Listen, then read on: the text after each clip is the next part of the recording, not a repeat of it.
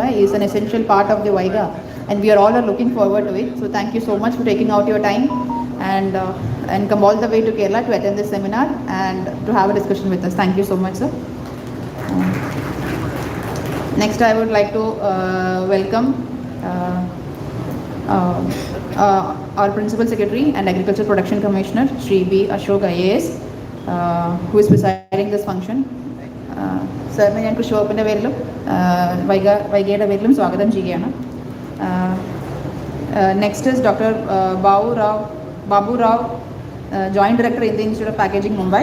Hearty welcome to Kerala, sir, and welcome to Vaiga. Next, I would like to invite Shri Bidan Das, Deputy Director, Indian Institute of Packaging, from Regional Office of Kolkata. Thank you so much for joining us, sir. അടുത്തതായി Shri John Mundakkayam, lead perspective on packaging technology, bureau chief, Malayala Manorama, Thiruvananthapuram. അദ്ദേഹത്തെ കൃഷി വകുപ്പിൻ്റെ പേരിൽ ഞാൻ ഈ പരിപാടിയിലേക്ക് സ്വാഗതം ചെയ്യുകയാണ്. മോഡറേറ്ററായി പരിപാടിയിൽ നമ്മളോടൊപ്പം ചേരുന്നത് Shri V Sivaramakrishnan, CEO, VFPCK. അദ്ദേഹത്തെയും ഞാൻ ഈ പ്രോഗ്രാമിലേക്ക് സ്വാഗതം ചെയ്യുകയാണ്. അടുത്തത് Shri Jithin P Mathew, executive director, GEMPSC Kochi. അദ്ദേഹത്തെയും ഈ പ്രോഗ്രാമിലേക്ക് സ്വാഗതം ചെയ്യുകയാണ്. Convener Shri Joy Francis, technical assistance Shrimati Manju, Geetha, Shri Navas, Viswajyothi. അതുപോലെ തന്നെ ഇന്ന് ഇവിടെ സെമിനാറിൽ പങ്കെടുക്കാനെത്തിയ എല്ലാ ഉദ്യോഗസ്ഥരും, വിദ്യാർത്ഥികളും, കർഷക സുഹൃത്തുക്കളും എല്ലാവർക്കും ഒറ്റവാക്കിൽ സ്വാഗതം ആശംസിച്ചുകൊണ്ട് ഈ പരിപാടിയുടെ അധ്യക്ഷ സ്ഥാനത്തേക്ക് ബഹുമാനപ്പെട്ട principal secretary and APC doctor B. Ashok സാറിനെ ക്ഷണിച്ചുകൊള്ളു. Thank you.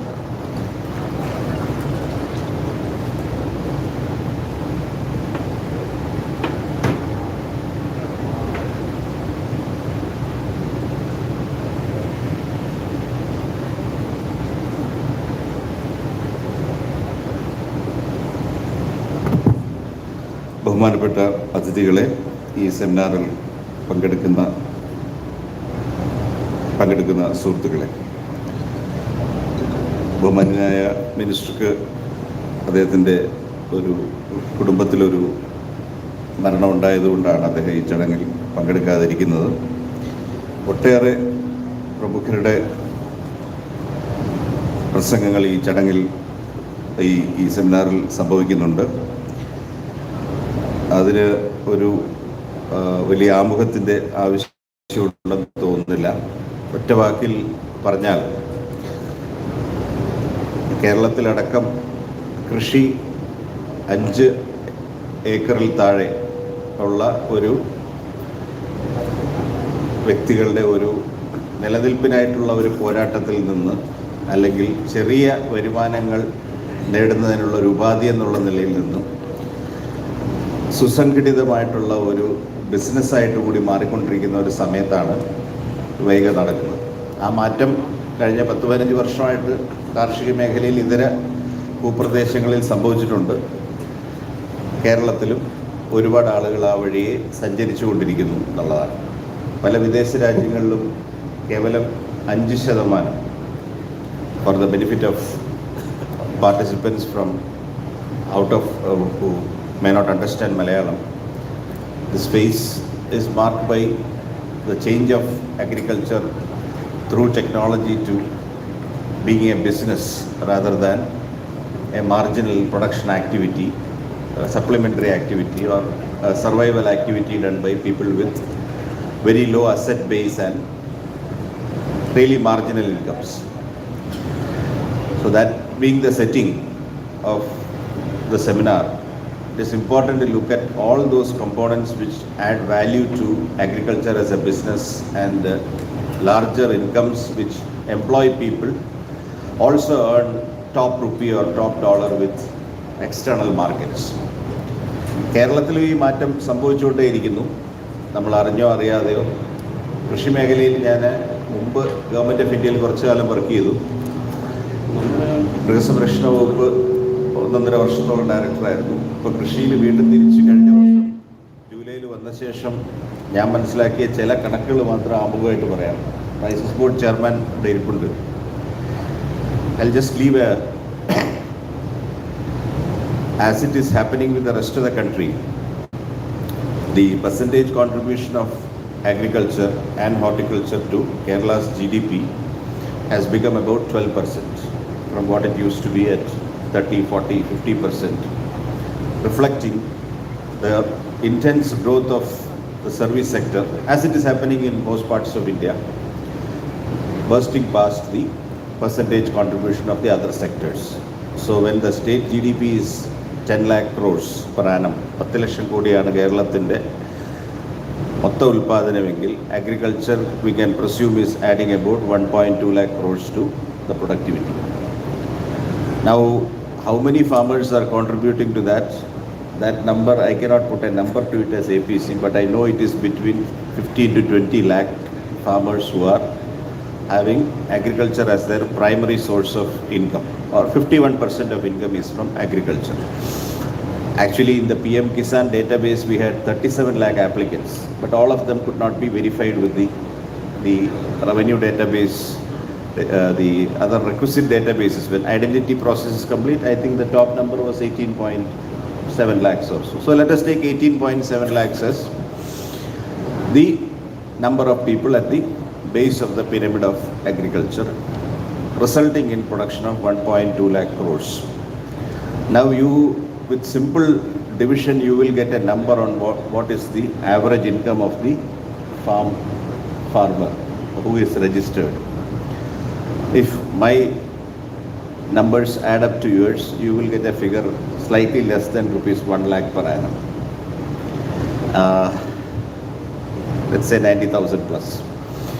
Now that clearly is insufficient to keep them in agriculture, because the state's average income per capita on this GDP base is 2.4 lakh rupees per annum. So you need, if you need more people in any set of activities, it is a very simple presumption that your average income prospect has to be way above the average income prospect, meaning the average per capita prospect. So if you are getting 5 lakh per annum, you will keep attracting people to the sector. If your average income is way below the state average offered by the other sectors, you will keep losing people. But that is not extraordinary.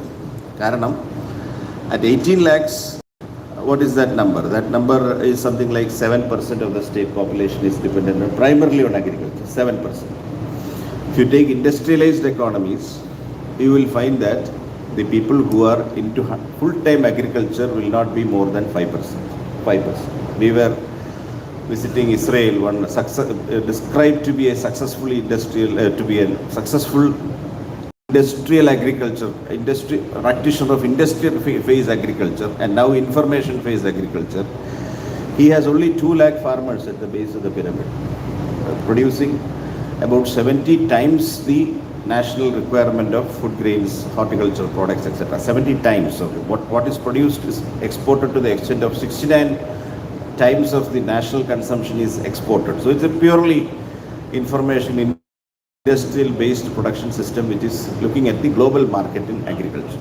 What I'm trying to say is that the aspect of packaging, presentation, preservation is extremely crucial in making agriculture competitive and consumable across the huge Indian national market as well as the potential export market. Kerala has a very minor export profile of agricultural products, which we have to improve in the coming years with the use of advanced packaging technology, preservation technology, post-harvest technology, grading, sorting technology, which will have to come primarily into horticulture and the other sectors. Since a list of experts, people with long experience in agriculture like Sri Joshi ji, Mishra ji, all the colleagues are here. I will not take more time from the conference. I request them to kindly address as they are invited to do so and make the seminar a big success. What I wanted to share with you also is that it is not an impossible task for Kerala to transition into a few very high value agricultural crops. Already those prospect crops are available. Kerala has a history of doing plantation sector very well. I told you that the numbers show an average income prospect of 1 lakh or so, but that is That number is an average. You have to understand that. And it is very dangerous to get into any river by keeping in mind the average depth. The average depth is 5 feet does not ensure you that you will be able to walk across the river. In my period in agriculture, I have seen large number of farmers who are earning 2 lakhs, 3 lakhs, 4 lakhs from their holding. But I have been fortunate to also see a farmer who showed the IT return to me a couple of weeks back, whereby he had a declared income which he paid tax of rupees 8 crores from 15 acres. That is possible. Somebody showed me an IT return whereby he has paid income tax to the government of India, great interest to Misraji, on an income of rupees 8 crores based on 15 acres of productive land. Of course, it is a wonder. It's a very outlying kind of figure, and I trust him. It is possible. And Kerala also hosts a business which is possibly one of the largest seed and sapling suppliers to south of India and even abroad, running again to several crores of business. And it's a very intelligent way they have stepped into the agricultural, the seed sapling market. I'll stop here. So that is the possibility out of 15 acres. But of course, there are a lot of people who are earning 10 lakhs from 15 acres also. So that is the challenge which we have to take on. I wish the seminar a great prospect, and I'll be sitting back to listen to the learned input from the Honorable Minister, the senior officers and professionals who are attending. Thank you very much.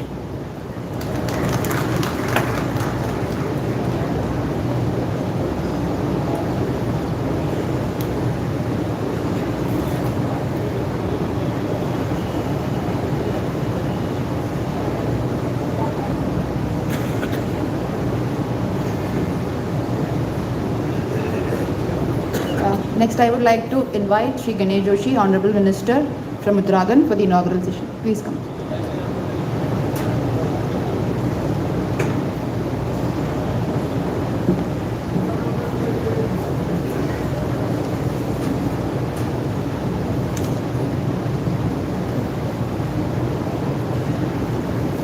आज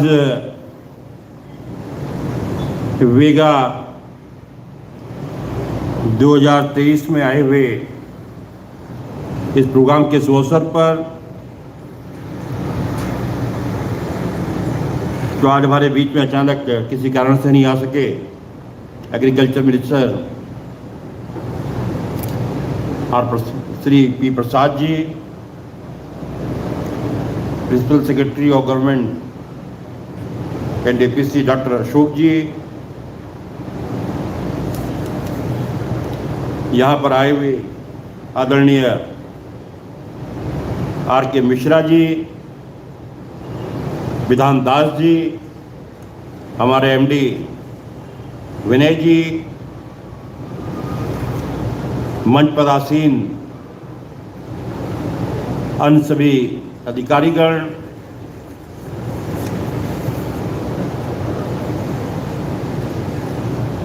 Shri Sajeev ji, John Mundakayam ji, V Ramakrishnan ji, doctor Babu Rai Guddi ji और सामने बैठे हुए FPO Sahib मेरे किसान भाइयों बहनों, सबसे पहले तो इस अवसर पर मैं आप सबको शुभकामनाएं देता हूं, बधाई देता हूं कि आज केरल सरकार एग्रीकल्चर मिनिस्ट्री ने वेगा 2023 का आयोजन यहाँ पर किया। और आज का दिन एक खुशी का दिन है कि आज किसान सम्मान निधि की 13वीं किस्त प्रधानमंत्री जी आज 3 बजे जारी कर रहे हैं। ये भी हमारे लिए बड़े गौरव की बात है, क्योंकि किसान सम्मान निधि से आज 11 करोड़ से अधिक किसान देश में किसान सम्मान निधि का लाभ दे रहे हैं। मेरे जैसे छोटे स्टेट में हमारा उत्तराखंड जो एक नवोदित राज्य है, लगभग 9,35,000 किसानों को किसान सम्मान निधि मिली है, जो किसानों की आय दुगनी करने में एक बहुत बड़ा सार्थक कदम हो रहा है। और आज कृषि विभाग केरल ने जो ये वेगा कार्यक्रम आयोजित किया है, वास्तव में बहुत सराहनीय कदम है। वेगा ने देश विदेश से आए क्रेताओं, विक्रेताओं, निर्माताओं, इंडस्ट्री एक्सपर्ट्स, पॉलिसी मेकर्स को विश्वास जागरूक करने का एक प्लेटफॉर्म यहाँ पर दिया गया है। और इस आयोजन में के द्वारा यहाँ पर लोगों ने न केवल देश एवं विदेश में कृषि के क्षेत्र में विकसित हुई उन्नत तकनीकों के बारे में पता लगेगा, बल्कि टेक्नोलॉजी का प्रयोग कर किसानों की आय बढ़ाने के विषय में भी जानकारी प्राप्त होगी। इस कार्यक्रम में सभी स्टेक होल्डर्स को प्रोडक्ट डाइवर्सिफिकेशन, सही मार्केटिंग एवं प्रोसेसिंग के द्वारा प्रॉफिटेबिलिटी बढ़ाने का भी सीख देगा। मैं धन्यवाद देता हूं केरल के कृषि मंत्री जी और कृषि विभाग का कि जिन्होंने मुझे इस कार्यक्रम में आमंत्रित किया, और इस अवसर पर मैं आए हुए सभी लोगों को देवभूमि उत्तराखंड आने के लिए भी आमंत्रित करता हूं। उत्तराखंड हिमालय की गोद में बसा एक छोटा सा पर्वतीय राज्य है। हमारे यहाँ एक कहावत है, we have everything except the sea. Uttarakhand की geographical and agro climatic conditions फल, सब्जी, जड़ी बूटी एवं एरोमेटिक प्लांट की फसलों के प्रोडक्शन के लिए अत्यंत अनुकूल है। मैं द्रोणगिरी, अगर आपको ध्यान होगा, जब लक्ष्मण जी को शक्ति लगी थी तो संजीवनी बूटी हिमालय से आई थी। मैं उस धरती से आता हूं जो यहाँ उपस्थित सभी लोगों के लिए एक मौका पेश करती है। जलवायु विशेषता के फलस्वरूप उत्तराखंड में फल, सब्जी, जड़ी बूटी एवं एरोमेटिक प्लांट्स की खेती के विकास की अपार संभावनाएं हैं। आज हमारा एरोमेटिक प्लांट्स का बिजनेस 22 साल में 95 करोड़ से ऊपर हो गया है। हमारे राज्य में अलग अलग ऊंचाई और अलग अलग कृषि जलवायु क्षेत्र, एग्रो क्लाइमेटिक जोन से जो हमारे प्रदेश की विभिन्न फसलों के लिए अनुकूल बनती है। हमारे प्रदेश में हॉर्टिकल्चर के विकास के लिए प्रत्येक एग्रो क्लाइमेट जोन के लिए टेक्निकल फैसिलिटी, जलवायु अनुकूलता, मिट्टी के प्रकार, पानी की उपलब्धता तथा कमर्शियल मापदंडों, उपज स्तर पर उत्पादन मात्रा, क्लस्टर का साइज, बाजार के आधार पर एक मुख्य फसल एंकर क्रॉप का चयन किया गया है। हमने विभिन्न इंटरवेंशन जैसे कि नीतिगत तथा वित्तीय सहायता के माध्यम से एक उस फसल एंकर क्रॉप को प्रोत्साहन देने के लिए एक संपूर्ण मूल्य श्रृंखला विकसित की है। यह से पूरी वैल्यू चेन, पूर्व उत्पादन, फसल कटाई के बाद विपणन, भंडारण, प्रोसेसिंग आदि लागू होते हैं। उत्तराखंड सरकार क्लस्टर आधारित क्षेत्र विस्तार की ओर कार्य कर रही है। चयनित फसल की उपज में सुधार, उत्पादन की गुणवत्ता बढ़ाने, ट्रेड और इंडस्ट्रियल लिंकेज को बढ़ावा देने, स्टेक होल्डर्स की क्षमता निर्माण कर उन्हें सहायता प्रदान करने का कार्य कर रही है। प्रदेश का सशक्त पॉलिसी एनवायरनमेंट के कारण प्रदेश के किसान तथा व्यापारी आसानी तथा लाभ कमाकर अपना कार्य कर पा रहे हैं। प्रदेश में 5 सेंटर ऑफ एक्सीलेंस बनाने की दिशा में हमारी सरकार काम कर रही है। सेब, कीवी, वॉलनट, टेम्परेट फ्रूट्स एवं ऑफ सीजन वेजिटेबल्स पर हमारी सरकार काम कर रही है। इन केंद्रों के द्वारा किसानों को उच्च गुणवत्ता की रोपण सामग्री तथा नई तकनीक का प्रशिक्षण दिया जाएगा, जिसके द्वारा फसलों का उत्पादन बढ़ेगा।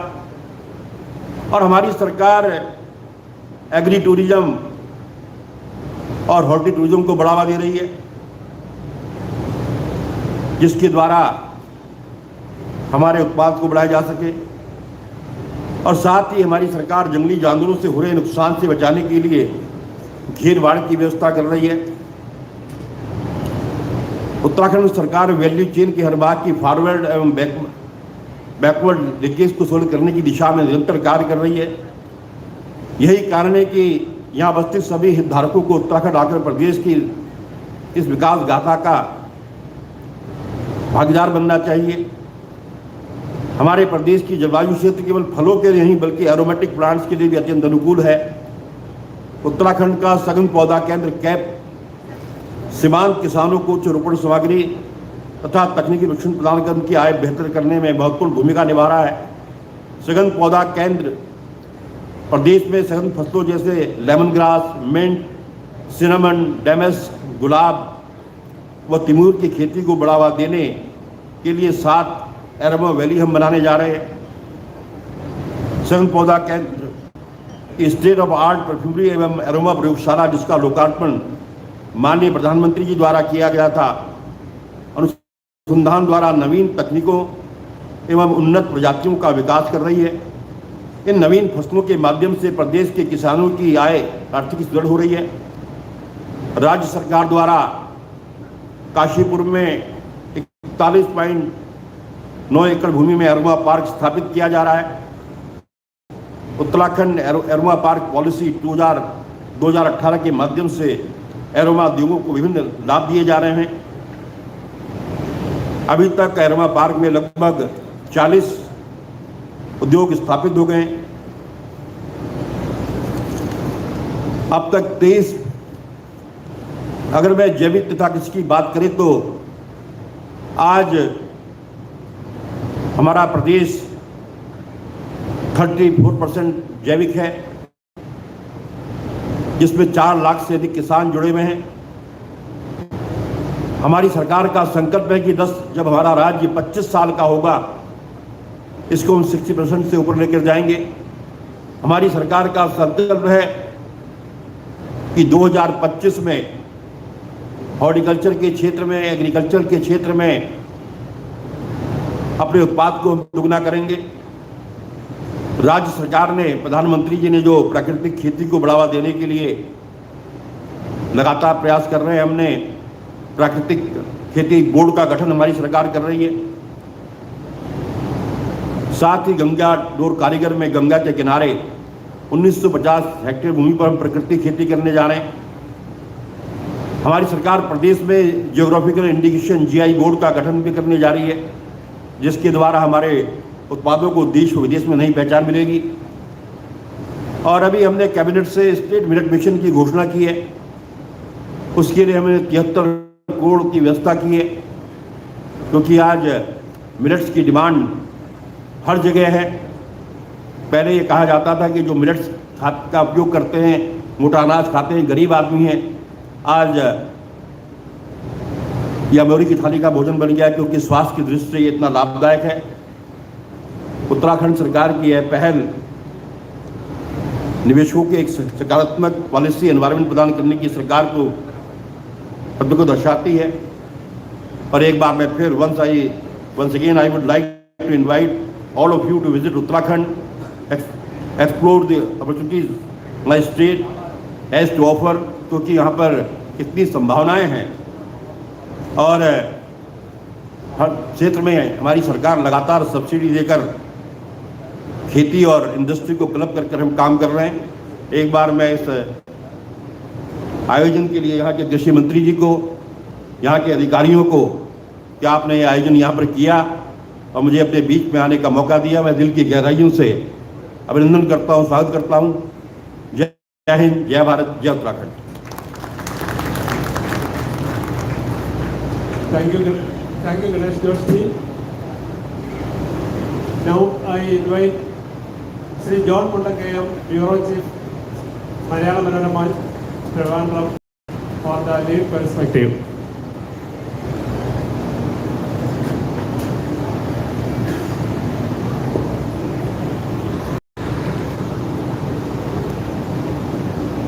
Honorable Minister Ganesh Joshi, Minister for Agriculture and Rural Development, Dr. B. Ashok, Secretary of Agriculture, other dignitaries on the stage, and my dear friends. First of all, I thank the organizers of this Vaiga Developing Value Chain Agriculture Program for inviting me for this function and giving me an opportunity to share my views on the agriculture situation in Kerala. So you might have known by today morning that Mr. Kurian has come back. Kurian, as you know, is a farmer who has joined the Kerala team, who has gone to Israel recently. Kurian has come into news by abstaining himself from the team and staying back in Israel. And today morning he has returned. When the media people asked him why he has stayed back, he said that I have stayed back to visit some of the pilgrim places there. But everybody knows that Kurian stayed back not exclusively for visiting the pilgrim places, but to stay back there forever. By Kurian is a farmer of Kerala. He's an owner of 2 acres of land, but still, and he has been doing the farming for the last 2 or 3 decades. So what happened to Kurian? Why Kurian wanted to go and abstain from the team and stay back in Israel and find a livelihood in Israel from the gods of country like Kerala? We have to think about that. Kurian is not alone. Many Kurians are leaving the state for, I'm afraid I would switch on to Malayalam because most of you are following Malayalam and moreover, I don't want these whole things to be revealed to those who have come from other states. Kurian എന്തുകൊണ്ടാണ് കേരളം വിട്ടുപോയത്? അല്ലെങ്കിൽ കുര്യനെ പോലെയുള്ള ആളുകൾ ഓരോ ദിവസവും കേരളം വിട്ടുപോകുന്നു. ഞാൻ കർഷകരെ കുറിച്ച് മാത്രമാണ് പറയുന്നത്. പല കാരണം കൊണ്ടും വിദ്യാഭ്യാസത്തിനും പലതിനുമായിട്ട് കേരളത്തിൽ നിന്ന് ഒട്ടേറെ പേര് മറ്റ് രാജ്യങ്ങളിലേക്ക് പോകുന്നുണ്ട്. പക്ഷെ കുര്യൻ ഒരു പ്രതിനിധിയാണ്. 2 ഏക്കർ സ്ഥലം സ്വന്തമായിട്ട് കേരളത്തിൽ ഉണ്ടായിട്ടും കുര്യന് ജീവിക്കാൻ പറ്റുന്നില്ല. കുര്യൻ എന്തെല്ലാം ന്യായം പറഞ്ഞാലും കുര്യൻ അവിടെ മുങ്ങാൻ ശ്രമിക്കുകയായിരുന്നു. മുങ്ങാൻ ശ്രമിച്ചത് അവിടെ ഒരു ജീവിതം കണ്ടെത്താൻ വേണ്ടിയാണ്. അതിൻ്റെ കാരണം കുര്യൻ്റെ കുടുംബത്തെ നയിക്കാനായിട്ട് ഇപ്പോൾ കുര്യൻ്റെ കയ്യിലുള്ള 2 ഏക്കർ സ്ഥലം കൊണ്ട് കഴിയുന്നില്ല എന്നുള്ളത് നഗ്ന യാഥാർത്ഥ്യമാണ്. ഈ യാഥാർത്ഥ്യത്തിന് മുന്നിലാണ് നമ്മൾ കണ്ണുതുറക്കേണ്ടത്. കഴിഞ്ഞ 4 പതിറ്റാണ്ടായിട്ട് ഞാൻ കേരളത്തിലെ ഒരു ജേർണലിസ്റ്റാണ്. കഴിഞ്ഞ 3.5 പതിറ്റാണ്ടായിട്ട് ഞാൻ തിരുവനന്തപുരത്ത് ജോലി ചെയ്യുന്ന ജേർണലിസ്റ്റാണ്. കഴിഞ്ഞ 3.5 പതിറ്റാണ്ടായിട്ട് ഞാൻ തിരുവനന്തപുരത്തെ മാറി വന്ന സർക്കാരുകളുടെ കാർഷിക പദ്ധതികൾ റിപ്പോർട്ട് ചെയ്ത വ്യക്തിയാണ്. ഓരോ ബജറ്റിലും സർക്കാർ വാരിക്കോരി പണം കൃഷി വകുപ്പിന് വേണ്ടി മാറ്റിവെക്കുന്നുണ്ട്. ഓരോ വർഷവും സർക്കാർ കർഷകർക്ക് വേണ്ടി പണം മാറ്റിവെക്കുന്നുണ്ട്. ഓരോ വർഷവും സർക്കാർ ബജറ്റിൽ പുതിയ കാർഷിക അഭിവൃദ്ധിക്ക് വേണ്ടിയുള്ള കാർഷികോൽപാദന വർധനയ്ക്ക് വേണ്ടിയുള്ള പദ്ധതികൾക്ക് വേണ്ടി പണം വകയിരുത്തുന്നുണ്ട്. എവിടെയാണ് നമുക്ക് തെറ്റുപറ്റുന്നത്? എന്തുകൊണ്ടാണ് നമുക്ക് നമ്മുടെ കർഷകരെ സംരക്ഷിക്കാൻ കഴിയാത്തത്? നമുക്കറിയാം, കേരളത്തിലെ കർഷകർ അൺഓർഗനൈസ്ഡ് ആണ്, അസംഘടിതരാണ്. അവർക്ക് അവരുടെ അവകാശങ്ങൾ പറയാൻ അവസരങ്ങളില്ല. നമ്മളൊക്കെ കുറച്ചുകൂടെ സംഘടിതരാണ്. നിങ്ങൾ സംഘടിതരാണ്, ഞാൻ സംഘടിതനാണ്. നമുക്ക് നമ്മളുടെ അവകാശങ്ങൾ ചോദിച്ചു വാങ്ങാൻ അവസരമുണ്ട്. കർഷകനെ സംബന്ധിച്ച് അവൻ്റെ അവകാശങ്ങൾ ചോദിച്ചു വാങ്ങാൻ അവസരങ്ങളില്ല. കർഷകനെ സംബന്ധിച്ച് അവൻ്റെ റിട്ടയർമെൻറ്റിന് ശേഷം ഒരു സ്ഥിരം വരുമാനമില്ല. ഇപ്പോൾ സർക്കാർ പ്രഖ്യാപിച്ച 1500 രൂപ, എനിക്കും നിങ്ങൾക്കും 60,000 70,000 രൂപ പെൻഷൻ കിട്ടുമ്പോൾ, എനിക്കില്ല, ഞങ്ങൾക്ക് പത്രക്കാർക്കില്ല, പക്ഷെ നിങ്ങൾക്ക് അത്രയും പെൻഷൻ കിട്ടുമ്പോൾ കർഷകന് കിട്ടുന്നത് 1500 രൂപയാണ് മാക്സിമം. അപ്പം ഇങ്ങനെയുള്ള കർഷകരുടെ പ്രശ്നങ്ങൾ സോൾവ് ചെയ്യാൻ വേണ്ടിയിട്ടാണ് എനിക്ക് തോന്നുന്നത് ഈ വൈഗ പോലെയുള്ള ഒരു പുതിയ സംരംഭം. ഡോക്ടർ അശോക് നേരത്തെ ഒരു കാര്യം ഇവിടെ പറഞ്ഞത് പ്രത്യേകം നിങ്ങൾ ശ്രദ്ധിച്ചു കാണും. 1 ഏക്കറിൽ നിന്ന് 1 ലക്ഷം രൂപ പോലും വാർഷിക വരുമാനം കിട്ടാത്ത കർഷകർ ഈ നാട്ടിലുണ്ട്. അതേസമയം 15 ഏക്കർ സ്ഥലത്ത് നിന്ന് 8 കോടി രൂപ ആദായ നികുതി കൊടുക്കുന്ന കർഷകനും ഈ നാട്ടിൽ ഇപ്പോഴുണ്ട്. Why is this gap? എന്തുകൊണ്ടാണ് ഇത് സംഭവിക്കുന്നത്? ഞാൻ ഈ തിരുവനന്തപുരത്ത് ഏകദേശം ഒരു 2 പതിറ്റാണ്ട് മുമ്പ് എനിക്കൊരു ഇതിൻ്റെ ഔട്ട്സ്കേർട്സിൽ കുറച്ച് സമയത്തേക്ക് എൻ്റെ കയ്യിൽ വന്നപ്പോൾ ഞാനൊരു 30 സെൻറ്റ് സ്ഥലത്ത് ചെറിയ കൃഷി നടത്താൻ ശ്രമിച്ചു. ഞാൻ കൃഷി ചെയ്തത് കപ്പയും വാഴയുമാണ്. ലാഭം കിട്ടുമെന്ന് പ്രതീക്ഷയൊന്നും ഇല്ലെങ്കിലും സ്വന്തമായിട്ട് ഓർഗാനിക് ഫുഡ് കഴിക്കാമെന്നുള്ള ആഗ്രഹം കൊണ്ട് ചെയ്തതാണ്. എനിക്ക് കൃഷി ചെയ്ത് പരിചയമില്ലാത്തതുകൊണ്ട് ഞാൻ കൃഷി ജോലിക്കുള്ള ആളുകളെ വിളിച്ചു, കപ്പയിടിയിച്ചു, വാഴ നട്ടു. പിന്നീട് ഞാൻ പല ദിവസങ്ങളിലും അവിടെ വിസിറ്റ് ചെയ്തു, കളപറിച്ചു, വളമിട്ടു, എല്ലാം ചെയ്തു കഴിഞ്ഞ് അത് അവസാനം കുറേ കപ്പയൊക്കെ പലത് കൊണ്ടുപോയി, കുറേ കപ്പ എലി കൊണ്ടുപോയി. അങ്ങനെയൊക്കെ ആയിട്ട് അവസാനം ഞാൻ കണക്ക് കൂട്ടിയപ്പോൾ ഞാൻ മുടക്കിയതിൻ്റെ ഇരട്ടിയോളം എനിക്ക് നഷ്ടം വന്നു. ഞാൻ അന്ന് നിർത്തി കൃഷി. പിന്നെ ഞാൻ എൻ്റെ ജീവിതത്തിൽ ഒരിക്കലും കൃഷി നടത്താൻ വേണ്ടി ശ്രമിച്ചിട്ടില്ല. പരമ്പരാഗതമായ കൃഷി കൊണ്ട് ഇവിടെ ഒരു കർഷകൻ രക്ഷപ്പെടില്ല എന്ന് എന്നേക്കാൾ നന്നായിട്ട് അറിയാവുന്നവർ ഇവിടെ ഇരിക്കുന്ന നിങ്ങളൊക്കെ. പരമ്പരാഗതമായ കൃഷി അല്ലാതെ മറ്റു മാർഗങ്ങൾ നമ്മുടെ കർഷകരെ പഠിപ്പിക്കുന്നതിൽ പരാജയപ്പെടുന്നു. വൈകിയെങ്കിലും നമ്മളിപ്പോൾ അത് ചെയ്യുകയാണ്. കേരളത്തിൻ്റെ ഒരു പരിസ്ഥിതി അനുസരിച്ച്, കേരളത്തിൻ്റെ ഒരു ടെറൈൻ അനുസരിച്ച്, കേരളത്തിൻ്റെ ജിയോഗ്രഫി അനുസരിച്ച്, കേരളത്തിൻ്റെ കാലാവസ്ഥ അനുസരിച്ച്, കേരളത്തിൻ്റെ സമ്പദ്ഘടന അനുസരിച്ച്, ആ സമ്പദ്ഘടന ഞാൻ പറഞ്ഞത് വളരെ പ്രധാനപ്പെട്ട എന്താണ് കേരളത്തിൻ്റെ പ്രധാനപ്പെട്ട 2 പ്രശ്നങ്ങൾ? കേരളത്തിൻ്റെ പ്രധാനപ്പെട്ട 2 പ്രശ്നം, ഒന്ന് high cost of the land, high price of the land. രണ്ടാമത്തേത് high cost of the labour. ഈ 2 പ്രശ്നങ്ങൾ കേരളത്തിൽ നിലനിൽക്കുന്ന കാലത്തോളം ഇവിടുത്തെ കൃഷി ഒരിക്കലും ആദായകരമാവില്ല പരമ്പരാഗതമായ രീതിയിൽ. ഇത് നിങ്ങൾക്കറിയാവുന്ന കാര്യമാണ്, എല്ലാവർക്കും അറിയാവുന്ന കാര്യമാണ്. പക്ഷെ സൊല്യൂഷൻ ഉണ്ടാകാൻ വൈകുന്നു എന്നുള്ളതാണ് ഇതിൻ്റെ സങ്കടകരമായ കാര്യം. പ്ലസ് വെള്ളം. അപ്പോൾ ഞാൻ പറഞ്ഞു വന്നത്, കൃഷി ലാഭകരമാകണമെങ്കിൽ പുതിയ ടെക്നോളജി വരണം. പുതിയ ടെക്നോളജി എന്താണെന്ന് കർഷകനെ പഠിപ്പിക്കണം. ഇവിടെ കഴിഞ്ഞ കുറേ വർഷങ്ങളായിട്ട് 2 കാര്യങ്ങൾ സർക്കാർ ശ്രമിക്കുന്നുണ്ട്.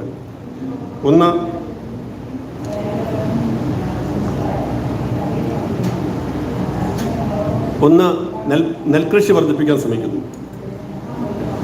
2 പച്ചക്കറി കൃഷി വർദ്ധിപ്പിക്കാൻ ശ്രമിക്കുന്നു.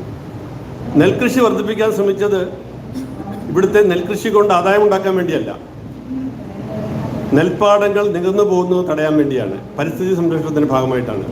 ഇന്നും സംസ്ഥാന സർക്കാർ മുൻകൈ എടുത്ത് അല്ലെങ്കിൽ സഹകരണ സംഘങ്ങൾ വഴിയോ നടത്തുന്ന നെൽകൃഷി ഒരിടത്തും ലാഭകരമായി നടക്കുന്നു എന്ന് എനിക്കറിയില്ല. കാരണം കഴിഞ്ഞ ദിവസം നമ്മുടെ നിയമസഭയിൽ തന്നെ ഒരു ഭരണകക്ഷിയിൽപ്പെട്ട ഒരു MLA പറഞ്ഞത്, അദ്ദേഹം ഒരു സ്ഥലത്ത് നെൽകൃഷി കഴിഞ്ഞിട്ട് അതിൻ്റെ വിളവെടുപ്പ് കഴിഞ്ഞ് വിളവെടുപ്പ് ഉത്സവം നടത്തി, ഉത്സവത്തിന് വളരെ വിപുലമായ സദ്യ വെച്ചു, പായസം വിതരണം ചെയ്ത് കഴിഞ്ഞപ്പോൾ അദ്ദേഹം ചോദിച്ചു ഇതിൽ നിന്ന് എത്ര ലാഭം കിട്ടിയെന്ന്. അപ്പം അവിടുന്ന് സംഘാടകർ പറഞ്ഞ മറുപടി, ഇതിൽ നിന്ന് കിട്ടിയ ലാഭമാണ് നമ്മളിന്ന് കഴിച്ച സദ്യയും ഇന്ന് കഴിച്ച പായസവും എന്ന് വെച്ചാൽ അതിനുവേണ്ടി മുടക്കിയ കോസ്റ്റിൻ്റെ പകുതി പോലും തിരിച്ചു കിട്ടിയിട്ടില്ല. അതാണ് നെൽകൃഷിയുടെ അവസ്ഥ. അപ്പോൾ പിന്നെ കർഷകനോട് നമ്മൾ നെൽകൃഷി നടത്തണമെന്ന് പറഞ്ഞാൽ കർഷകൻ ചെയ്യുമോ? അതുപോലെ പച്ചക്കറി കൃഷി നമ്മൾ എന്തുകൊണ്ടാണ് ചെയ്തത്? പച്ചക്കറി കൃഷി നടത്തി ഇവിടെ ആദായം ഉണ്ടാക്കാൻ വേണ്ടിയല്ല. തമിഴ്നാട്ടിൽ നിന്നും പച്ചക്കറി നമ്മളുടെ മേൽ അടിച്ചേൽപ്പിക്കപ്പെടുന്നു. ആ പച്ചക്കറി കഴിച്ച് നമ്മളുടെ ആളുകൾ രോഗികളായി മാറുന്നു എന്ന തിരിച്ചറിവിൽ സർക്കാർ മുൻകൈ എടുത്ത് നമ്മൾ തന്നെ അതിൻ്റെ ഗൗരവം മനസ്സിലാക്കി. പക്ഷെ നമ്മൾ എവിടെയാണ് പച്ചക്കറി നടുന്നത്? നമ്മൾ പച്ചക്കറി നടുന്നത് വീടിൻ്റെ മട്ടുപ്പാവിലും ടെറസിലും ഒക്കെയാണ്. കാരണം സ്ഥലമില്ല. അല്ലെ ഉള്ള സ്ഥലത്ത് പച്ചക്കറി കൃഷി നടത്തിയാൽ അത് ആദായകരമല്ല. ഇന്ന് ഞാനൊരു നഗ്നമായ യാഥാർത്ഥ്യം കൂടെ ചോദിക്കട്ടെ. 2-3 ഏക്കർ സ്ഥലമുള്ള ഒരു വ്യക്തി, ആ വ്യക്തിയുടെ ആദായം കൊണ്ട് അവരുടെ കുട്ടികളെ പഠിപ്പിച്ച് ഒരു സ്ഥാനത്ത് എത്തിക്കാൻ പറ്റുന്നുണ്ടോ? കുട്ടികളുടെ വിവാഹം നടത്താൻ പറ്റുന്നുണ്ടോ? മക്കളെ വിദേശത്ത് പഠനത്തിന് അയക്കാൻ പറ്റുന്നുണ്ടോ?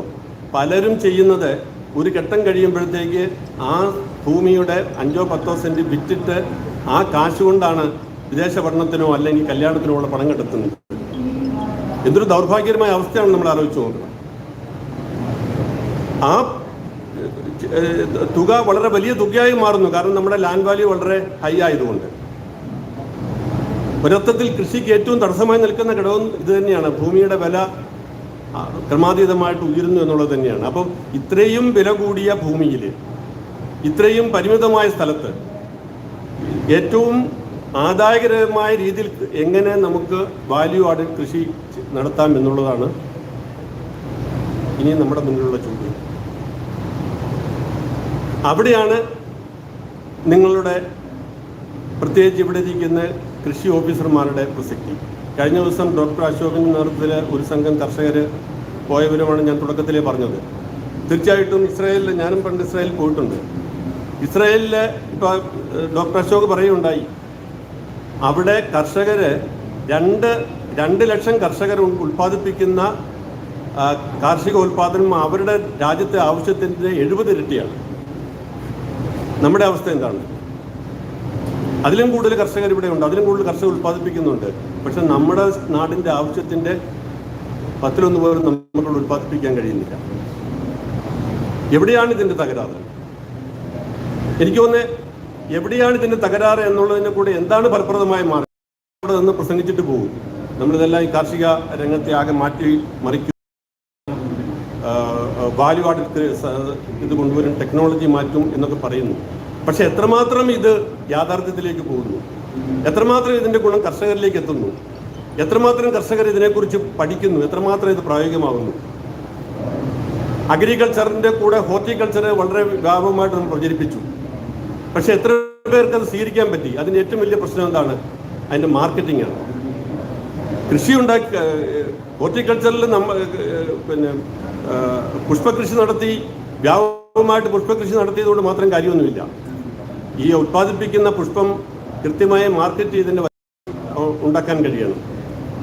ഇപ്പോൾ ഉയരുന്ന മറ്റൊരു വലിയ പ്രശ്നം നമ്മുടെ പ്ലാന്റേഷൻ മേഖലയാണ്. പ്ലാന്റേഷൻ മേഖല നമുക്കറിയാം, ആകെക്കൂടി 3-4 ആണ് പ്രധാനപ്പെട്ട പ്ലാന്റേഷൻ. റബ്ബർ, തേയില, കാപ്പി, ഏലം. ഈ 4 മേഖലയും ഇപ്പോൾ അത്ര ലാഭത്തിലൊന്നുമല്ല. അപ്പോൾ ഈ ലാഭകരമല്ലാത്ത ഈ പ്ലാന്റേഷൻ മേഖലയെ പോലും ലാഭകരമാക്കി മാറ്റാൻ വേണ്ടിയിട്ട് എന്താണ് ചെയ്യേണ്ടത്? കർഷകർക്ക് അവർക്കിഷ്ടമുള്ള കൃഷി നടത്താനുള്ള അവസരം നൽകണം. ലാഭകരമല്ലാത്ത കൃഷിയുമായിട്ട് ദീർഘകാലം മുന്നോട്ട് പോകണം എന്നുള്ള നമ്മളുടെ നയത്തിൽ നമ്മൾ മാറ്റം വരുത്തുന്നുണ്ട്. അവിടെ ലാഭകരമാകുന്ന കൃഷി എന്താണോ അത് നടത്താനായിട്ട് കർഷകന് അവസരം കൊടുക്കാത്ത കാലത്തോളം കൃഷി കൂടുതൽ നഷ്ടത്തിലേക്ക് പോവുകയുള്ളൂ. ഇതൊക്കെ വളരെ പണ്ടത്തെയുള്ള നമ്മളുടെ ചില കാഴ്ചപ്പാടുകളുടെ, നമ്മളുടെ ചില തത്വസംഹിതകളുടെ, നമ്മളുടെ ചില റിജിഡായിട്ടുള്ള നിലപാടുകളുടെ ഭാഗമായിട്ട് നമ്മളെടുത്ത ചില തീരുമാനങ്ങൾ മാറ്റേണ്ട സമയം കഴിഞ്ഞില്ലേ? കൃഷി ലാഭകരമാക്കാനായിട്ടാണ് ആഗ്രഹിക്കുന്നതെങ്കിൽ, കർഷകന്റെ പ്രശ്നങ്ങൾ തീർക്കാനാണ് ആഗ്രഹിക്കുന്നതെങ്കിൽ, കർഷകന് കൂടുതൽ ആദായം ഉണ്ടാക്കാനാണ് ആഗ്രഹിക്കുന്നതെങ്കിൽ, അല്ലെങ്കിൽ ഇപ്പോൾ സംഭവിച്ചിരിക്കുന്നത് പോലെ കൃഷിയിൽ നിന്ന് കർഷകൻ മാറിക്കൊണ്ടേയിരിക്കും. ഇന്നിപ്പോൾ ഏതെങ്കിലും ഒരു കർഷകൻ പറയുകയാണ്, ഞാൻ നാളെ കൃഷി തുടങ്ങാൻ പോവുകയാണ്, ഞാൻ പ്രൊഫഷനായിട്ട് കൃഷി ഏറ്റെടുക്കാൻ ഒരുങ്ങുകയാണെന്ന് പറഞ്ഞാൽ ആളുകൾ അവനെ ഒരു മണ്ടനാണെന്നേ കരുതുകയുള്ളൂ, അല്ലെങ്കിൽ അവരെന്തോ ബുദ്ധിക്ക് തകരാറുണ്ടെന്ന് കരുതും. കൃഷി കൊണ്ട് ജീവിക്കാൻ കഴിയും എന്നുള്ളൊരു വിശ്വാസം ഇന്ന് കേരള ജനതയ്ക്ക് നഷ്ടപ്പെട്ടിരിക്കുന്നു. അവിടെയാണ് കൃഷി ലാഭകരമാക്കാൻ കഴിയുമെന്ന് പറഞ്ഞ് ഡോക്ടർ അശോക് നേരത്തെ പറഞ്ഞതുപോലെയുള്ള വാല്യൂ ആഡഡ് കൃഷി കൊണ്ട് ലാഭം ഉണ്ടാക്കാൻ കഴിഞ്ഞു, ആദായ നികുതി കൊടുക്കാൻ കഴിഞ്ഞു എന്നുള്ള വസ്തുത ഒരു മോഡലാക്കി ആളുകളുടെ മുന്നിൽ അവതരിപ്പിക്കാൻ കഴിയണം. ഒരു മോഡൽ കൊണ്ട് മാത്രം നടക്കത്തില്ല. അത് 15 ഏക്കറുള്ള ആളുടെ മോഡലാകും, 10 ഏക്കറുള്ള ആളുടെ മോഡലും, 5 ഏക്കറുള്ള ആളുടെ മോഡലും, 1 ഏക്കറുള്ള ആളുടെ മോഡലും, 1/2 ഏക്കറുള്ള ആളുടെ മോഡലും ഉണ്ടാവണം. 10 സെന്റ് ഭൂമിക്കകത്ത് നിന്നും നമുക്ക് അവനൊരു വർഷത്തേക്ക് നല്ലൊരു ആദായം ഉണ്ടാക്കാൻ നമുക്ക് സ്ഥാപിച്ചു കൊടുക്കാൻ കഴിയണം. ഇത് വെറുതെ നമ്മളിവിടെ നിന്ന് പ്രസംഗിച്ചുകൊണ്ട് നടക്കുന്ന കാര്യമല്ല. We have to demonstrate it. ഞാനിപ്പം വളരെ ചോദിക്കുകയാണ്, ഞാൻ എൻ്റെ ബന്ധുക്കളിലും കൃഷി ഉദ്യോഗസ്ഥന്മാരുണ്ടായിരുന്നുകൊണ്ട് ഞാൻ ചോദിക്കുകയാണ്, നമ്മുടെ കൃഷി ഓഫീസർമാരിൽ എത്ര പേര് സ്വയം കൃഷി ചെയ്യുന്നുണ്ട്? നിങ്ങൾ ആത്മപരിശോധന നടത്തണം. എത്ര പേര് കൃഷി ചെയ്യുന്നുണ്ട്? ഞാൻ ആത്മപരിശോധനയ്ക്ക് വേണ്ടി മാത്രം ചോദിക്കുകയാണ്. എൻ്റെ ഒരു ബന്ധു ഉണ്ടായിരുന്നു, വളരെ അടുത്ത ബന്ധു. ഇന്ന് വരെ ഒരു ചെറിയ തൈ പോലും കുഴിച്ചു വെക്കുന്നത് ഞാൻ കണ്ടിട്ടില്ല. ഇന്ന് വരെ ഒരു കപ്പളങ്ങ പോലും കുത്തിയിടുന്നത് ഞാൻ കണ്ടിട്ടില്ല. അപ്പം ഇതൊരു പാഷനാണ്. പാഷൻ ഉണ്ടെങ്കിൽ മാത്രമേ കൃഷി ലാഭകരമാക്കാൻ പറ്റുകയുള്ളൂ. പാഷൻ ഉണ്ടെങ്കിൽ മാത്രമേ നമുക്കൊരു കർഷകനോട് എങ്ങനെയാണ് കൃഷി ചെയ്യേണ്ടതെന്ന് പറയാൻ പറ്റുകയുള്ളൂ. പാഷൻ ഉണ്ടെങ്കിൽ മാത്രമേ ഇസ്രായേലിലെ ഓരോ കർഷകനും അവൻ്റെ കൃഷി ഒരു പാഷനാണ്. കൃഷി വിജയിച്ചിട്ടുള്ള ലോകത്തെ ഏത് രാജ്യത്തും കർഷകന് കൃഷി ഒരു പാഷനാണ്. ഏത് പ്രൊഫഷനിലും ആ പാഷൻ ഉണ്ടെങ്കിലേ വിജയിക്കുകയുള്ളൂ. ഇതൊരു പ്രൊഫഷൻ മാത്രമായിട്ട് കരുതിയാൽ വിജയിക്കത്തില്ല. അപ്പം കൃഷി നന്നാകണമെങ്കിൽ ഞാൻ പറയുന്നത് കൃഷി ഓഫീസർമാരും കൃഷിക്കിറങ്ങണം. കൃഷി പറഞ്ഞു കൊടുത്താൽ മാത്രം പോരാ, കൃഷി സ്വയം ചെയ്ത് കാണിക്കണം. കൃഷി മോഡൽസ് ഉണ്ടാക്കണം. ഞാൻ എൻ്റെ പ്രസംഗം നീട്ടുന്നില്ല, വളരെയേറെ ആൾക്കാർ ഇപ്പോൾ ഇവിടെ പ്രസംഗിക്കാനുണ്ട്. I once again thank the organisation to give me an opportunity. I am sorry that if I am a little bit critical, because I cannot but be critical. I am quoting the great words of the Shakespeare that I am nothing. I have to be critical because I am a journalist. Because I have been seeing this all through for the last 3-4 decades. I have been so much worried about this unorganized sector of the farmers. I hope that there is a future for the farmers in Kerala and the future of the farmers in your hands. And you will do it rightly for the prosperity of the agriculture in Kerala and for a great Kerala tomorrow. Thank you. അടുത്തതായി technical session ആരംഭിക്കുകയാണ്. ഈ technical സെഷൻ്റെ മോഡറേറ്ററായി VFPCKയുടെ chief executive officer Shri Sivaramakrishnan അവർകളെ ക്ഷണിച്ചുകൊള്ളുന്നു.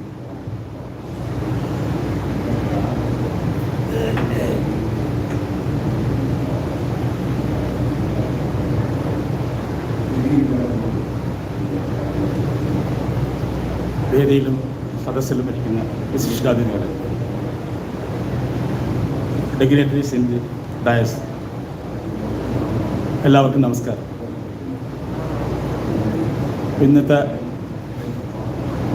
കർഷകർക്ക് വേണ്ടി പല സെമിനാറുകളും സംഘടിപ്പിക്കുന്നുണ്ടെങ്കിലും ഉൽപ്പാദന മേഖലയിൽ ഉൽപ്പാദന വർധനവ് വേണ്ടിയിട്ടാണ് കൂടുതൽ സെമിനാറുകളും ട്രെയിനിങ്ങുകളും നൽകുന്നത്.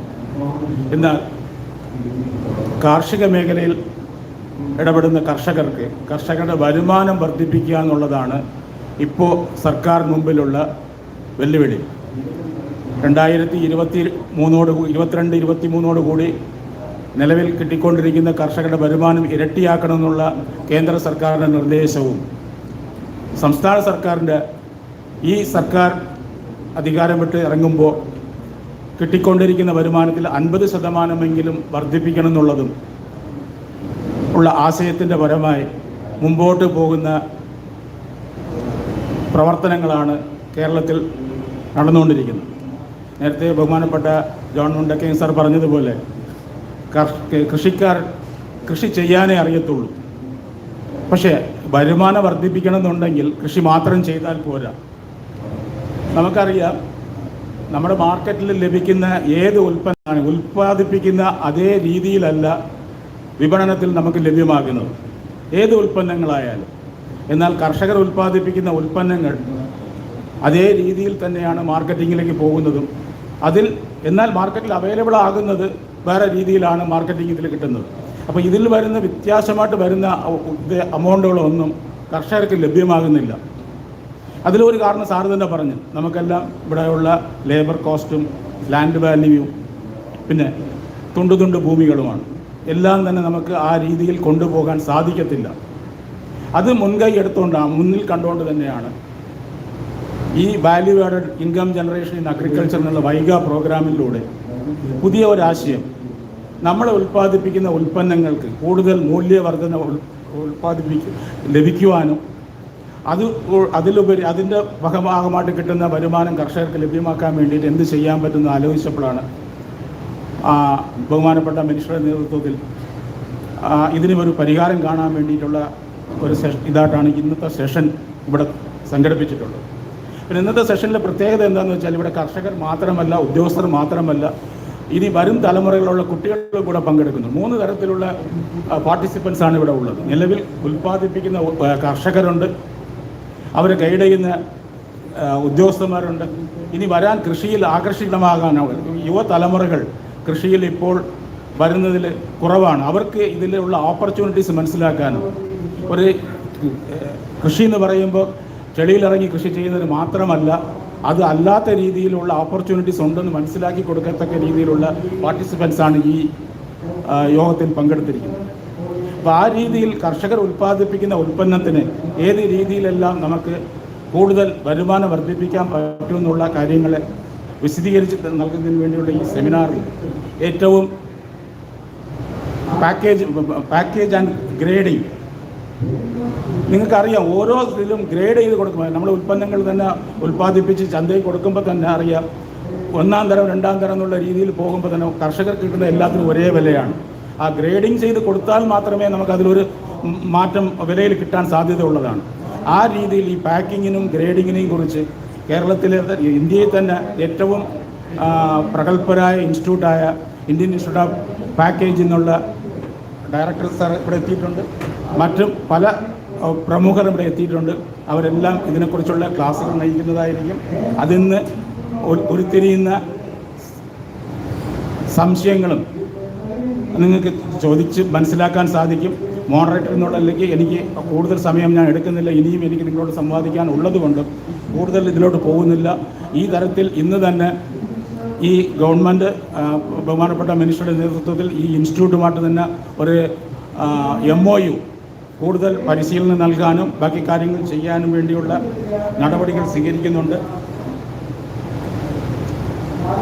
ആ രീതിയിൽ ഇന്നത്തെ ആദ്യത്തെ കീനോട്ട് അഡ്രസ് നൽകുന്നത് Shri RK Mishra, additional DGFT ആയിട്ട് പ്രവർത്തിക്കുന്ന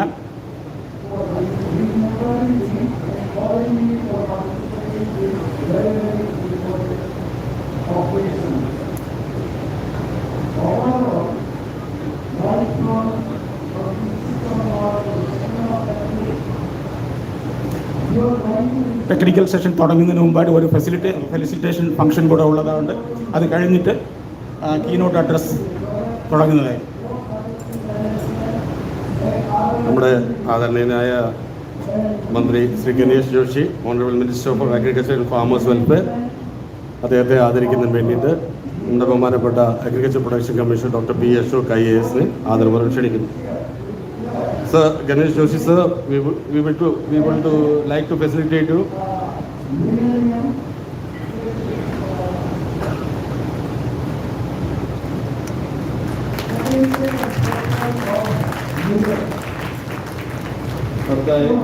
the IIP Mumbai director, RK Mishra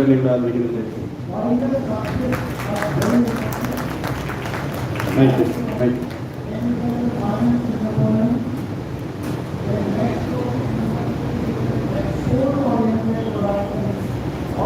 അടുത്തതായി കീനോട്ട് അഡ്രസ് നൽകുന്നതിനായി Shri RK Mishra, additional DGFT, is an 1995 batch Indian Civil Service.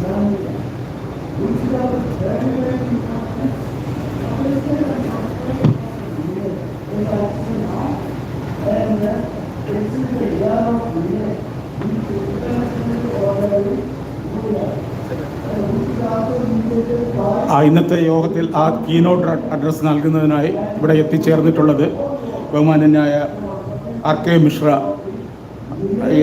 Director general of foreign trades, മുംബൈയിലെ 1995 ബാച്ച് സിവിൽ സർവീസ് ഉദ്യോഗസ്ഥനാണ്. അദ്ദേഹം ഇപ്പോൾ ഇന്ത്യൻ ഇൻസ്റ്റിറ്റ്യൂട്ട് ഓഫ് പാക്കേജിൻ്റെ ഡയറക്ടറായിട്ട് കൂടെ പ്രവർത്തിക്കുന്നുണ്ട്. Is basically and mechanical engineer. Civil സർവീസിൽ കയറും മുമ്പായിട്ട് ഇന്ത്യൻ റെയിൽവേസിലാണ് വർക്ക് ചെയ്തിരുന്നത്. ലാസ്റ്റ് 25 years ആയിട്ട് tax administration and investigation related activities custom സർവീസിൽ വർക്ക് ചെയ്തതാണ്. അതുകൂടാതെ ഡൽഹി, ജയ്പൂർ എന്നീ സ്ഥലങ്ങളിലും ഡയറക്ടർ ഓഫ് റവന്യൂ ഇൻ്റലിജൻസിൽ ഇന്ത്യൻ എംബസിയായിട്ട് കാത്മണ്ഡുവിലും വർക്ക് ചെയ്തിട്ടുണ്ട്. അദ്ദേഹത്തിന് president's appreciation certificate, extraordinary devotion for duty and specially distinguished record of service in the occasion of Republic Day 2013 ലഭിച്ചിട്ടുണ്ട്. He has received certificate of merit by the World Customs Organization for rendering exceptional service to the international custom community. അദ്ദേഹം DGFT ആയി join ചെയ്യും മുമ്പായിട്ട് commissioner of GST customs in GNP പോർട്ടിൽ work ചെയ്തിട്ടുണ്ട്. അത്രയ്ക്കും വിദഗ്ധനായ ഒരു സിവിൽ സർവീസ് ഉദ്യോഗസ്ഥനാണ് ഇന്ന് നമ്മുടെ മുമ്പിൽ കീനോട്ട് അഡ്രസ്സ് ഈ പാക്കേജിൻ്റെ ആവശ്യകതകളെ കുറിച്ചുള്ള ഇന്ത്യൻ ഇൻസ്റ്റിറ്റ്യൂട്ട് ഓഫ് പാക്കേജിൻ്റെ ഡയറക്ടറുടെ ചാർജോടെ വഹിക്കുന്നതാണ്. അദ്ദേഹമാണ് ഇപ്പോൾ കീനോട്ട് അഡ്രസ്സ് നൽകുന്നത്. I invite Shri R.K. Mishra IRS, Director of Indian Institute of Package, for delivering the keynote address.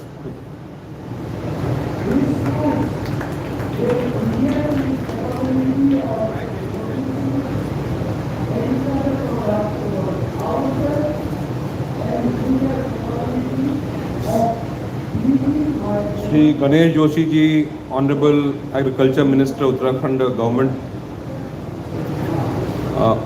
Dr. Ashok ji, Agriculture Production Commissioner, Kerala Government, officers of the Agriculture Department in Kerala who was organizing this Vaiga 2023, Dr. John from Malayalam Manorama, my colleagues from the IIP Mumbai based in Calcutta and Mumbai, other distinguished guests on the dais, and my dear participants in Vaiga 2023. It's a matter of great pride that I have been able to come to Vaiga 2023 as Director, Indian Institute of Packaging, a charge I am holding for the last 3.5 months. As you would know, agriculture has been a mainstay of Indian economy. And at the time of independence, around 70% people in India depended on agriculture.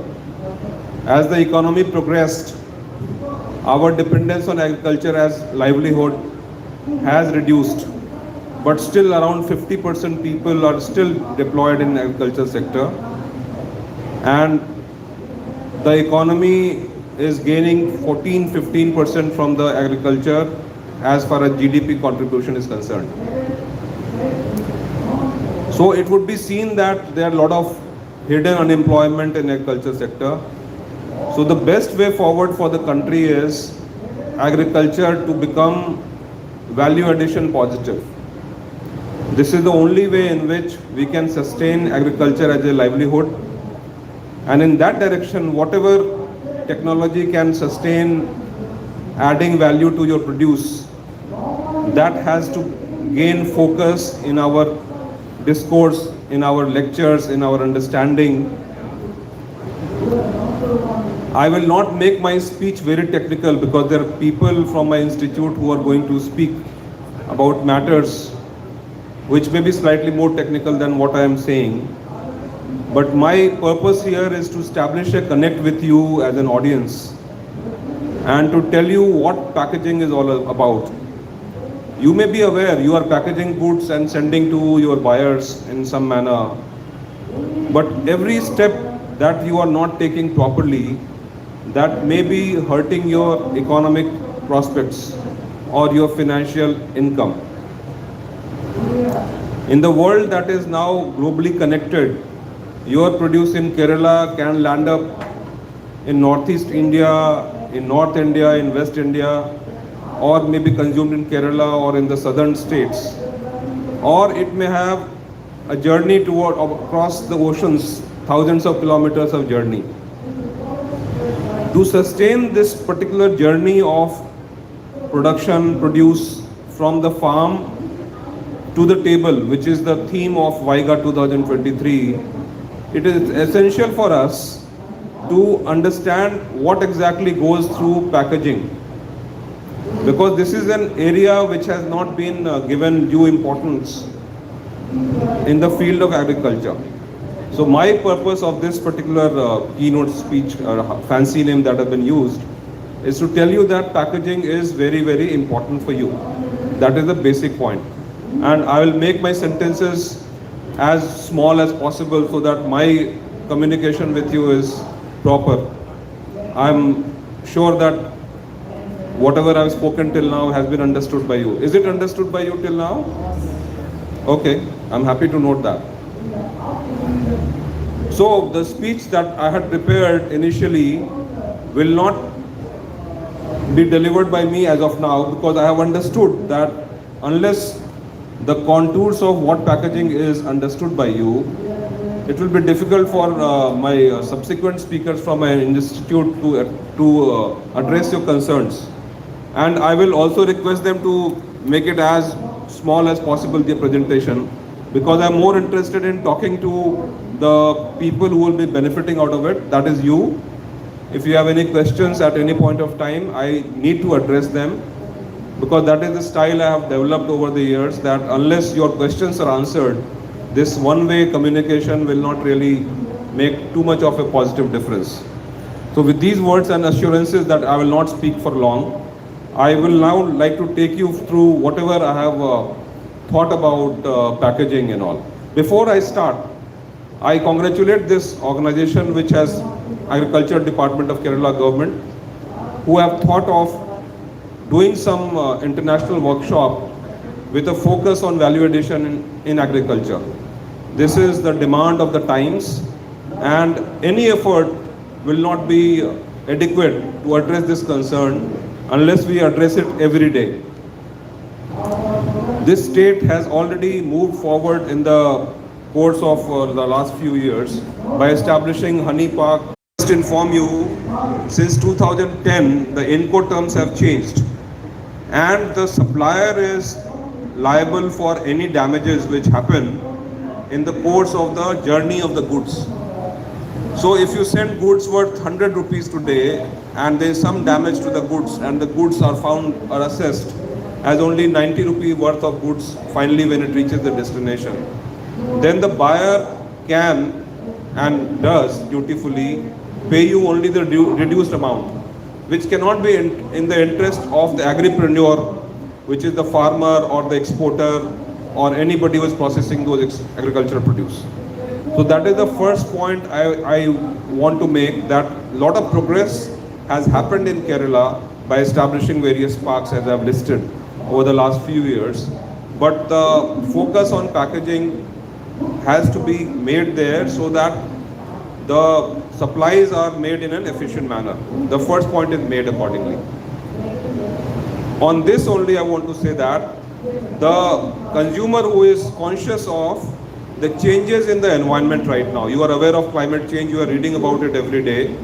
So the new technology which is of biodegradable packaging, it has come in vogue. You are aware the government has promulgated this single-use plastic ban, you are aware of that.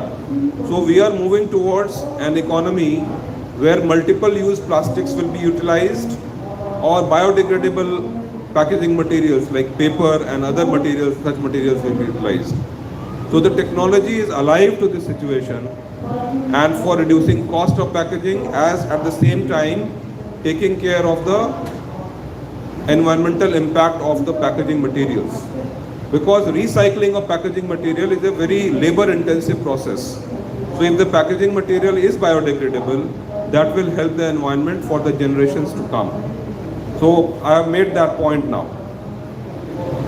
The second point is, I want to share some revealing statistics with you so that you know what exactly it is our situation. We are 18% of the world population and we have only 2.4% of the world land. So the stress on the land is very heavy in our country, the stress of population on the land.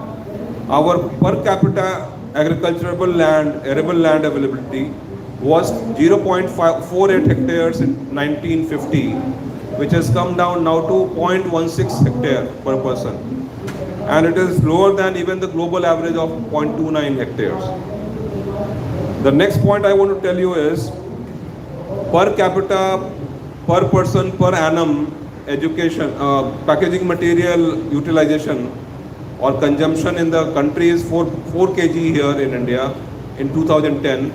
It has gone up to 8 kg in the year 2020, whereas the advanced world has a 42 kg, around 42 kg per capita per annum consumption of packaging material. So the thing is, if we package goods better, we derive a higher value. A thing which is selling for better leaf, if it is selling for less than 10 rupee here in India, it can sell for around 60 rupees in USA. But the challenge is to take that betel leaf in a proper condition from the farm and then process it for packaging and other things for ensuring that there is no microbial growth, and then taking it to the final consumer in the foreign country. If you do this and invest maybe 10 rupees on packaging and the return is around 40 rupees more, then it shows that the cost that is borne by you on packaging is returned many times to you in the form of higher realization. So it's a simple arithmetic that you have to think of. I have talked about the packaging consumption. Now food packaging accounts for around 45% of the packaging material consumption in the world. With the advent of the corona, after the change in the e-commerce and the change in the behavior of the consumers, many of us are working and instant consumption of food is made from the restaurant and other places in the cities mainly. So the packaging material for food is now becoming more and more important. I would first next educate you on why packaging is important for you as a agricultural producer. I take it that majority of you are concerned with farming. Some look like students also, but they would also be happy to learn about what is packaging all about. So packaging has the following ingredients as far as benefit and reasons is concerned. One is the protection of goods. So the right packaging material has to be utilized for protection from damage during processing and transportation and storage till the final consumer is going to consume those goods. So you need packaging protection during processing of the goods as soon as the produce is taken from the farm until you take it to till processing. The next is during transportation, and the third is regarding waiting for the consumption, that is in the stores. Second point is business communication regarding packaging information. So by putting proper information on the packaging, you are communicating with the consumer that what exactly he wants to know about them. So the packaging becomes a marketing tool. If the proper information is conveyed to the consumer, he will be more keen to consume those goods if those features which are mentioned on the packaging appeal to them. So we can mention on the packaging material about ingredients, about the allergies that can be caused by wrong consumption, benefits of the goods, and we can study the consumer behavior to make the packaging more attractive and appealing to the consumer for a better price of your produce. Then the next is the indicating size and cost optimization. If the package is of proper size and it is made in such a manner that it can be used in a pallet, it can be transported in a palletized form, then you save space in a container when the goods are moving across. A 20% saving on space leads to a 40% saving on the cost of transportation, because container traffic is an expensive business. So therefore, you have to arrive at a proper packaging size and a cost-effective material for packaging, so that the weight of the transportation also reduces. Weight is linked with the cost of transportation. So these are the two aspects on which we need to package the materials, so that your wastage on space of container is reduced and the weight also comes down. The next is the handling instruction. The packaging material is useful for indicating to the transporter in which fashion the good should be transported. Like it should be kept upside in a particular manner, or a stacking height, how much is the total number of package in one particular row that can be kept. So those important information are communicated to the transporter if it is mentioned clearly about the handling information thereon. As I mentioned earlier, handler is not responsible for any loss during transportation.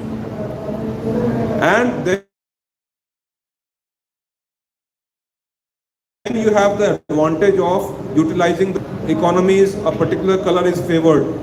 So you can design your package in such a manner that those cultural biases are utilized or used by you for a better selling price.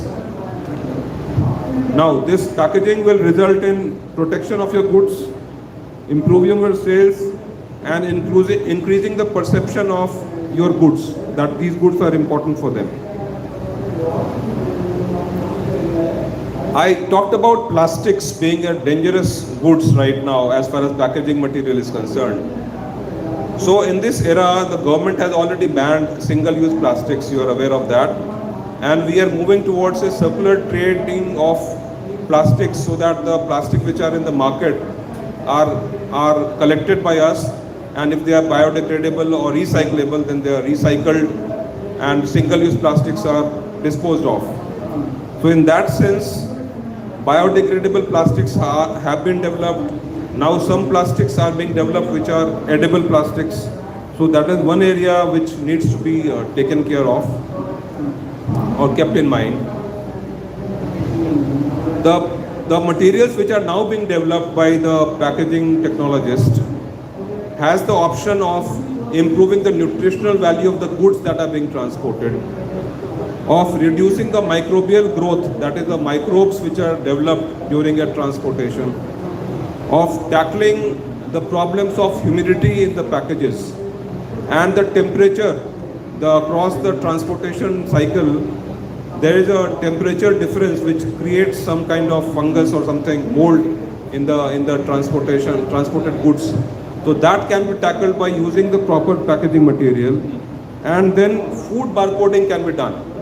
A barcode has the benefit of the sender knowing exactly where the goods are. If you are a processor, you will know how soon your goods have been consumed, what is the shelf life, how is the shelf life progressing in the market. So all those technological information will help you become a better person who provides those goods. Because in this age, it's a cliche, but information that you have, like a soil testing record which you have, which will help you in using better fertilizer for the soil of the type that your farm has. Similarly, barcoding of packaging can help you in understanding when those packages have reached the destination, when the consumer has used those packages finally. One process which can be used by the agriculture department, I'm sure the representatives would come to know of it when it is seen by them, is that the food hubs that we are creating, like parks and all, that is one place where the small and marginal farmer can get used to the option of buying or handling proper packaging material. Because for a small farmer to use proper packaging material may be a tedious process, and he may be dissuaded from using the technology. But if the food hubs or parks, food parks and all, if they have the proper technologist of packaging, it can be percolated down to the person who is going to benefit from the packaging. Next, I come to the innovation in the area of packaging. So as I mentioned, sustainable agriculture requires that your container needs, that is the packaging needs and protection needs and identification needs are fulfilled, with the focus on improved shelf life as well as reducing damage during transportation. So the current trend in the technology of packaging is that adaptability to the atmosphere, environment, as well as to the requirements of the consumer. That is the main focus of the packaging industry right now. So the whole endeavor in India and abroad is to develop packaging materials which answer and fulfill the demands of the consumers. The consumers have become aware of the environmental degradation, and therefore they are keen that whatever goods that they are purchasing, including the packaging, do not harm the environment. In that sense, it is important for us to appreciate the changes that are taking place. And as I said earlier, protection of food, fruit and vegetables, that is one area which is gaining emphasis. For soft goods, that is the fruits and vegetables, the in-depth knowledge of the life cycle of transportation and storage is important. When you put your goods in container, you do not know how much is the shaking of the container that takes place in a ship. So the packaging technologist does the test of transportability of the packaging container. If the test indicates that the packaging container is proper, it will withstand the transportation rigors and the difficulties in transportation, then that packaging is approved by the Packaging Institute, and then that packaging will take your goods properly to the destination. Similarly, the crash test. The packaging will undergo a crash test where some force will be put on the container, on the packaging material, and it will be seen as if whether the packaging withstands that pressure or not. If the pressure is withstood, then the packaging is fit for transportation. Similarly, there is a test on how much temperature or sunlight the packaging can withstand without damaging the goods. So all those tests which are characteristics of a good packaging are conducted by the institute. And then if we are developing a proper packaging material, it helps the consumer. So the discarded food in the world accounts for around 30% of loss of the food produced in this globe right now. So the discarded food loss will include the harvest loss. When you are harvesting the crop or fruits, at that point of time, whatever loss happens. Next is the sorting loss. If you are doing sorting and some goods are inferior quality, you are not utilizing them properly, maybe those goods can be sent to the pulp industry or something. That process has to be seen and studied. Third is the grading loss. If you are exporting goods, then the higher grade goods will be exported. What do you do with the lower grade goods? Then transportation loss and storage loss. If you have stored the goods and shelf life has got over, then you have lost those goods for consumption. So the shelf life increase is an important feature of the packaging which has to be taken care of. So some of the technologies would be that you can cushion the goods. So good cushioning will lead to less loss during transportation, processing or storage. Then you can fill the void. If there is less void between the goods by creating some vacuum or something, then you need less space for the container, and less space in container means lesser charge for transportation. And the third is interleafing. Interleafing is a process of putting some polyester film where the individual produce is not coming into contact with each other. For the odd shaped things like mangoes and all, we have the option of sleeving. You are aware of that. We put sleeves with a pointed cone so that the sleeving which is done manually is more cost effective. So I have discussed about the various aspects of packaging and why technology in packaging is important for the individual consumer, especially for the agricultural producer, agricultural entrepreneur and exporters. The potential of good produce to reach a proper market and then generating 2 times or 3 times more value is very high. It is for all of us in India to utilize the good and fertile land that is given by God to us and utilize it for production of good quality agricultural produce and take it across the globe so that there is no dearth of good amount of financial benefits to the agricultural producer. As spoken by the APC initially in his remarks, I understand that the value that is coming out of the farming activity is not commensurate with whatever expectation that the younger generation has. And therefore there is a migration from agriculture towards the other service sector or industries. But if every good person migrates from agriculture, the future generations will be finding it difficult to sustain themselves, because agriculture has to be done by people in a meaningful and sustainable manner. I'm very concerned about it. I come from an agricultural family. We have some lands, and I find the difficulty in agriculture that is being faced by the younger generation. So these words are to motivate you to take all possible measures of learning about the technology. I'm sure the knowledge of packaging technology which you are going to gain out of the current seminar and today's session will force you and will encourage you to learn more about packaging, which can result in better returns to you. I wish to share some good achievements in the India's agricultural sector. So our exports from honey itself has increased from around 300 crores in around 10 years ago to 1356 crores. That is a 6 times growth in the export of honey by India in the last 10 years. From Kerala we export ginger, saffron, turmeric, which has grown 3 times in the last 10 years. That is 760 crores in 2022 till compared to 260 crores in 2013. Similarly, the sugar and sugar confectionery export has risen 7 times over the last 10 years.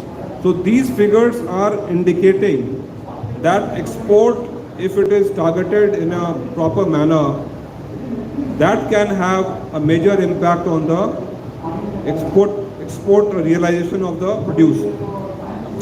There is a body called APIDA under the Commerce Ministry, a ministry in which I work right now, that is geared towards increasing the export potential of your produce. So I urge you to take help of APIDA extension offices here in Kerala and to make sure that the benefits and the schemes that are available for export promotion, they are utilized by you.